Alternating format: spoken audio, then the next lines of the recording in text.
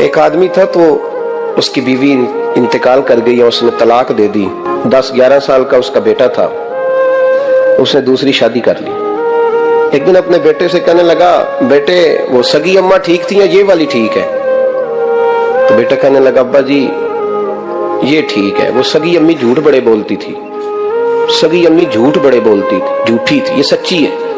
اس نے کہا بیوقوف تیری ماں جھوٹی تھی. اس نے کہا ابا بڑی. کہا کس طرح؟ کہنے لگا ابا جی میں نا کبھی, آپ کو پتا میں شرارتی ہوں, کبھی میں شرارت کرتا تھا نا, کوئی برتن توڑ دیتا تھا تو میری سگی اماں مجھے تھپڑ مار کے باہر نکالتی تھی, کہتی تھی میں تالا لگاؤں گی باورچی خانے کو, تجھے ساری رات روٹی نہیں دینی, تو آج بھوکا ہی رہے گا. بالکل نہیں دینا, ساری رات نہیں دینا. بڑے دعوے کرتی تھی, قسمیں اٹھاتی تھی, پر بڑی جھوٹی تھی. آدھا گھنٹہ بھی نہیں گزرتا تھا تو گلیوں میں مجھے ڈھونڈنے لگ جاتی تھی, ڈھونڈ کے لاتی تھی, ڈھونڈ کے, اور لا کے نا تو غلطی میری ہوتی تھی, رونا میری اماں شروع کر دیتی تھی, اوے مینو نہ ستایا کر وے پترا. پھر میری مرضی کا کھانا مجھے پکا کے دیتی تھی, میری مرضی کا. اور پھر میری اماں مجھے تحفہ بھی دیتی تھی. ابا جی وہ جھوٹی تھی, پہلے کہہ رہی تھی ساری رات نہیں دینا, اب آدھا گھنٹہ. یہ بڑی سچی ہے جواب بھائی ہے. میں شرارت کرتا ہوں تو تھپڑ مار کے نکال دیتی ہے, کہتی ہے روٹی نہیں دینی. پھر میں ساری رات رو کے گزارتا ہوں پر نہیں دیتی. یہ سچی ہے, وہ جھوٹی تھی. تو ماں کے درد کو کیا سمجھے. بچے تو کہتے ہیں اماں نے ہمیں قید کر دیا, اماں کہتی ہے میری مرضی سے کھاؤ. اور تجھے نہیں پتا اس نے قید نہیں کیا, وہ تم سے پیار بڑا سچا کرتی, اور بڑا سچا پیار کرتی ہے تیرے ساتھ, بڑا سچا. بیٹا برگر کھا کے آ جاتا ہے, اماں کہتی ہے روٹی کھا لے, کہتا نہیں آپ نے بینگن پکائے ہوئے ہیں میں نے نہیں کھانے. تو اماں منتیں کرتی ہے, کہتی ہے چل تو دس کی کھانا ہے, تینوں سیویاں نہ بنا دیا, فٹافٹ دال پک جائے گی, کیا کھائے گا؟ ابا جی میری طرح قریب سے کہتے ہیں چھڈ پر, آپ بھوک لگے گی تو آپ ہی کھا لے گا. لیکن اماں کہتی ہے اس نے روٹی نہ کھائی تو مجھے نیند نہیں آئے گی. تو اس درد کو سمجھنا. ماں کے سینے میں نہ دیکھے نا, ایک بچی ہوتی ہے BA, وہ اس نے کر لیا, اس کی اماں روز کہتی ہے بیٹے سویرے اٹھا کر. ساس کے پاس جائے گی تو وہ کہے گی کہ اس کی اماں نے سویرے اٹھنا سکھایا ہی نہیں. اب بیٹی کہتی ہے اماں جی دو جاواں گی ویکھی جائے گی. اچھا اس کی شادی ہو گئی, اس کی ساس نے آہستہ آہستہ شکوے شروع کر دیے, خامن سے کہنے لگی تو اس کو اٹھاتا ہی نہیں سویرے. وہ بھی کہتا ہے کمرے میں جا کے اماں شکوا کرتی ہے تو اٹھتی نہیں. اور بچی لاڈلی تھی, وہ نہیں تھی اٹھتی ٹائم پہ.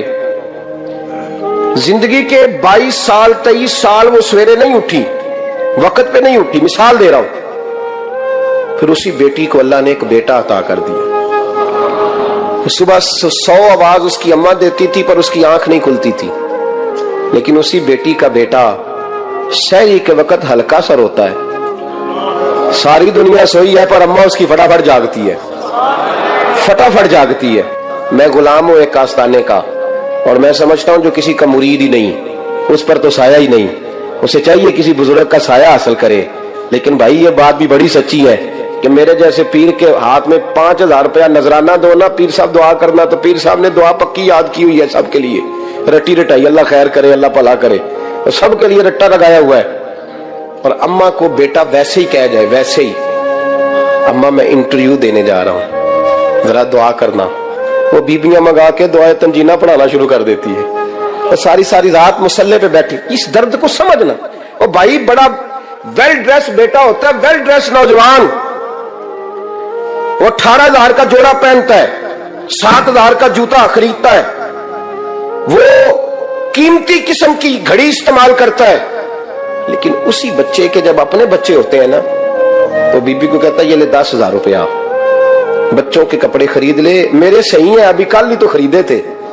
اور باپ, اور تو سمجھے نہیں یار, 30 سال باپ نے جوانی ساری سعودی عرب کو دے دی, لیکن تیرا خیال رکھا. میں ایسے لوگوں کو جانتا ہوں جنہوں نے 30 سال پردیس میں کمبل نہیں بدلا, اور جہاں گئے تھے تو ایک کمبل خریدا تھا پھر بدلا نہیں.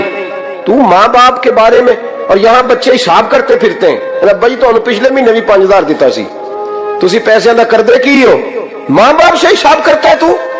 ترمذی شریف کے لفظ ہے, ایک صحابی نے آ کے عرض کی یا رسول اللہ پیسے وراثت کے نہیں, میرے ابا جی نے نہیں دیے مجھے, اور میں نے خود محنت کر کے کمائے, اب میرا ابا مجھ سے پیسے مانگتا ہے تو کیا کروں, اور میرے ہیں میں نے کمائے ہیں, ابا جی نے نہیں دیے, وراثت نہیں, حصہ نہیں ملا. حضور میرا ابا مانگتا ہے تو میرے لیے حکم کیا ہے؟ تو نبی پاک نے فرمایا کیا کہا تم نے؟ پیسے تیرے ہیں؟ کہا حضور ہاں. تو فرمایا ابا کس کا ہے؟ کہا یا رسول اللہ میرا. تو فرمایا اگر تو اپنے والد کا ہے تو تیری ہر شے تیرے والد کی ہے. تو بھی تیرے والد کا ہے تو تیرا مال بھی تیرے. ماں اور باپ یہ تو حسن ہے زندگی کا, یہ تو وقار ہے انسان کا. جب تک ماں باپ کا ہاتھ پکڑ کے چلو گے نا رستے سیدھے رہیں گے, اور جس دن انگلی چھوڑ کے سڑک پہ نکلنا پڑا نا سر چکرانے لگے گا. یاد رکھنا یہ بڑا مشکل کام ہوتا ہے. لوگوں کا تو رخ ہی اس دن واضح ہوتا ہے جس دن آدمی سائے سے محروم ہوتا ہے. اماں تو کمرے میں پڑی ہو نا, اورنگزیب عالمگیر کی ماں فوت ہو گئی, 350 کمرہ تھا محل کا, اور اماں 12 سال ٹانگوں سے معذور رہی اورنگزیب عالمگیر کی. اماں 12 سال کمرے سے نکل نہیں سکی, ساتھ ہی واش روم تھا یا جو بھی اس دور میں طریقہ تھا. اورنگزیب جب محل میں آتے تھے تو پھر بھی سیدھے اماں کے پاس جاتے تھے, اور جب واپس نکلتے تھے پھر بھی اماں کے ساتھ. اورنگزیب کی ماں کا جنازہ اٹھا تو اورنگزیب نے رونا شروع کیا. پھر سالوں بیت گئے پر اس کے آنسو خشک نہیں ہوتے تھے. ایک شخص نے کہا تیری کوئی انوکھی مر گئی ہے, ساری دنیا کی مرتی ہیں. اس نے کہا میں بادشاہ ہوں, 24 گھنٹے لوگوں کا آنا جانا ہے, بڑے دبدبے ہیں, بڑے ڈیرے داریاں ہیں, بڑی بھینسیں, بڑی گائیں, بڑے کھانے والے, بڑے لانگری. میری ماں بوڑھی تھی, ایک کونے میں پڑی رہتی تھی, پر جب سے وہ گئی ہے یہ مجھے محل نہیں لگتا, مجھے قبرستان لگتا ہے. مجھے لگتا ہے یہ قبرستان ہے. ماں اور باپ تو تیری نعمت ہے بھائی. ہم بچے, ہمارے آج کل کے بچوں نے ایک مسئلہ بڑا پکا یاد کر لیا, کہتے مولانا پیر صاحب پسند کی شادی کرنا جائز نہیں. میں کہتا ہوں صاحب اور بھی بڑی چیزیں جائز ہیں, صرف ایک ہی شے جائز رہ گئی ہے. رسول پاک صلی اللہ علیہ وسلم سوائے اللہ کے کسی کے پابند نہیں, کسی کے پابند نہیں.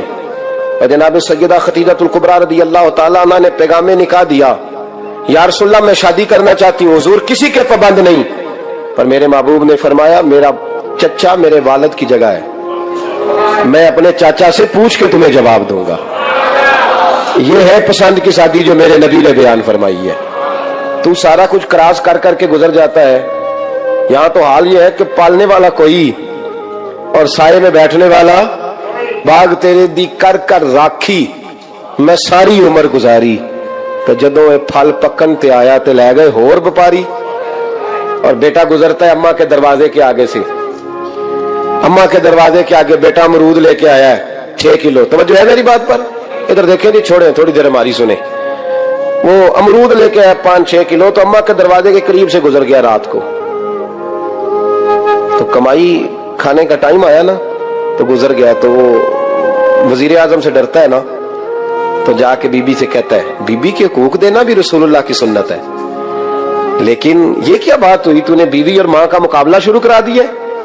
سمجھ تو صحیح, یہ تیرے لیے کعبے کی جگہ ہے اور تو بیوی کے لیے کعبے کی جگہ ہے. اسے بھی سمجھنا چاہیے, غور کرنا چاہیے. 5 کلو امرود لے کے تو ماں کے کمرے کے قریب سے گزر گیا ہے. بی بی کو جا کے کہتا ہے چل آدھا کلو اماں کو بھی دے آ, اس کے کون سے دانت ہیں. تو پلیٹ میں ڈال کے بلائی ہے. تو سمجھا ہی نہیں, تو نے غور ہی نہیں کیا. بندہ تو وہ ٹھیک نہیں تھا, نیپولین. تو کسی نے اس سے پوچھا تھا بتا زندگی میں پیسے لینے کا مزہ کب آیا. اس نے کہا کہ مجھے مزہ تب آتا تھا کہ میں اپنی ساری کمائی لا کے اپنی اماں کے ہاتھ پہ رکھتا تھا, اور پھر جب میں اپنی ماں سے تھوڑا تھوڑا خرچہ لیتا تھا نا, تھوڑا تھوڑا. توجہ ہے میری بات پہ؟ اماں جی 10 روپے دے آجے.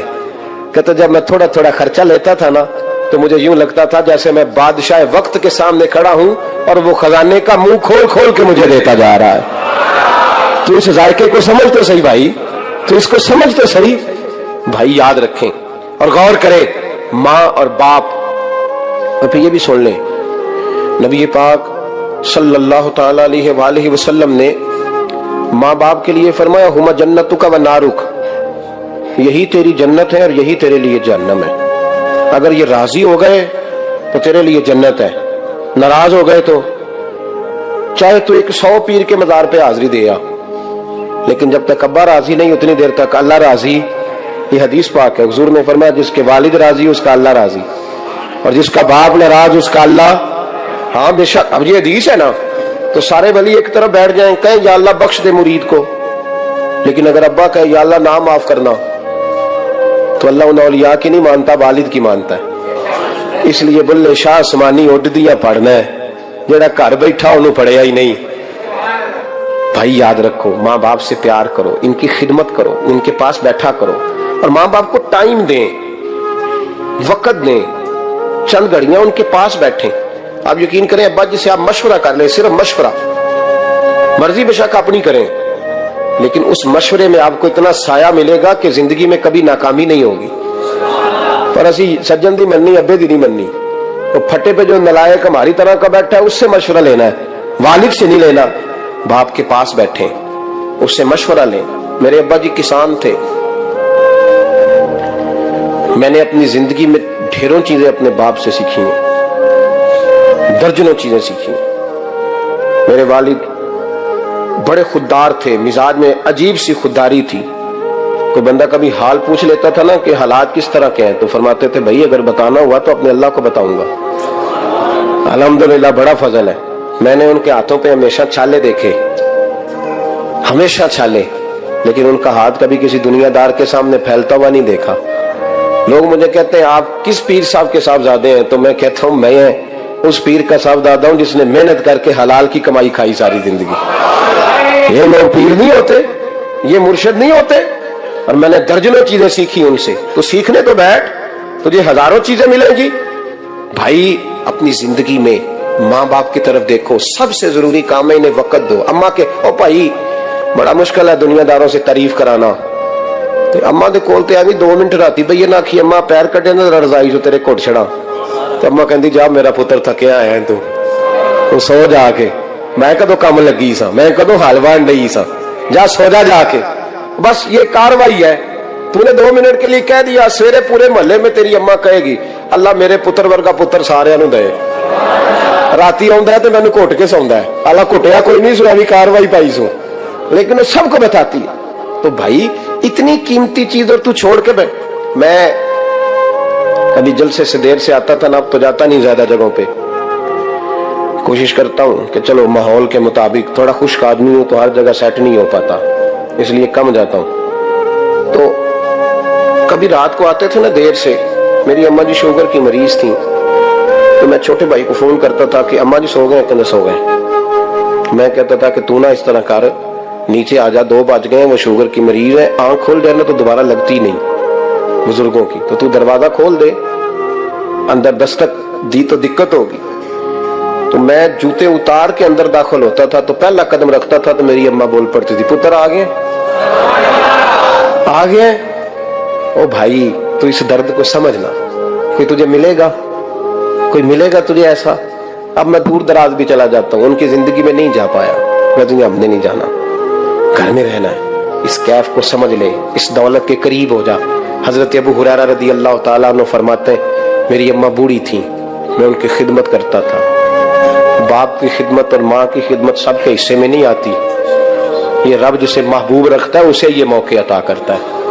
خوش نصیب ہے جسے بوڑھا باپ ملے اور وہ نوکری کرے، خوش قسمت ہے جس کو بیمار ماں ملے اور وہ نوکری کرے۔